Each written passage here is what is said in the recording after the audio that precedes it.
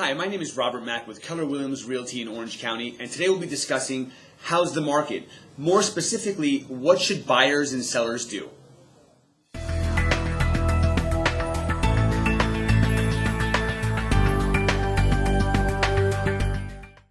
Hey, thanks for tuning back in. So, how's the market?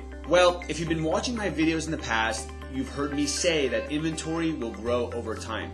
We are currently in the spring market, which is one of the busiest, most active home selling times of the year. The most homes sell during the next 2 or 3 months than any other month in the year. So I want to talk a little bit about inventory, and I want to talk a little bit more about how inventory will affect what a buyer or seller may do. So inventory always starts to grow in March and significantly rises in April and May, which is why it's always such a great time for buyers to buy property during the spring and summer months, because they just have a lot more options and a lot more time. Well, what happens is as inventory grows and buyers have more options, the demand for property falls. And so homes will take longer to sell. Buyers have more options. They can take their time and decide which home is the right fit for them, and so on and so forth. So what I really want to talk about today is the added level of inventory that we're probably going to be seeing in the next 2 or 3 months. Okay, so there's two types of sellers. There are the sellers that have already decided that they're going to list their home in, let's say, May or June or July. But there's a whole new seller now that's coming out of the woodworks. I'll share with you an example. So I sold a home in a neighborhood of Irvine, and the property probably was worth somewhere between $515 and $520. And we got 11 offers within the first 3 days, and the home sold for $551, which was a great price, a record price in the neighborhood, and a price that my seller or I were not expecting. Well, a couple days later, I got a phone call from the next door neighbor, and he said, "Robert, I wasn't planning on selling my home, but if you can get me that price for my property, I think I'll be interested in putting my home on the market."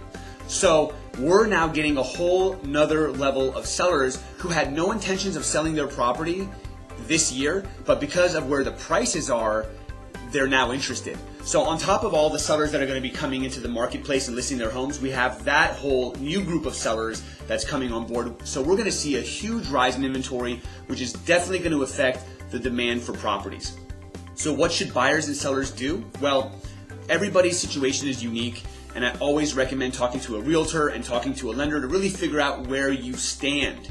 But for the average person that's actually actively looking to buy or looking to sell, this video information is for you. So if you're a buyer, obviously get pre-approved, understand what you can afford so that there's no confusion in terms of what your monthly payment's going to be and what price point you should really be focusing on.